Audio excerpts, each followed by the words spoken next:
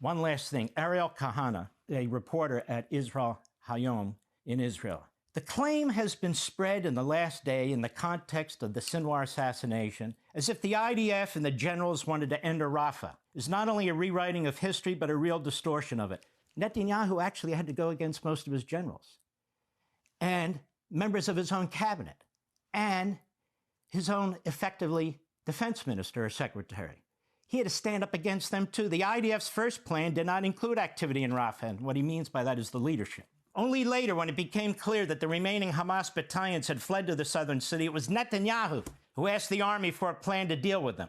A month before the IDF's entry into Rafah at the beginning of May, Chief of Staff Herzi Halevi publicly expressed support for a deal with Sinwar. This is what the United States was pushing, which meant stopping the war. Gallant, in effect, their defense secretary, Gantz, the general who wants to be prime minister but is utterly incapable of it, and other generals backed him up. Astonishingly, Netanyahu, the minister of the right, the bereaved parents from the heroic forum, and a few other sane people left in this country insisted in the face of the security guards to also go down to south to Rafah. The external, mainly from Americans, but also from Egypt and Western countries, and internal journalists.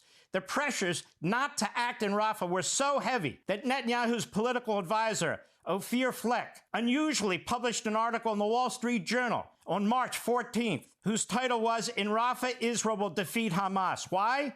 To explain why the action there is so necessary. So everybody's congratulating themselves. Sinwar is dead.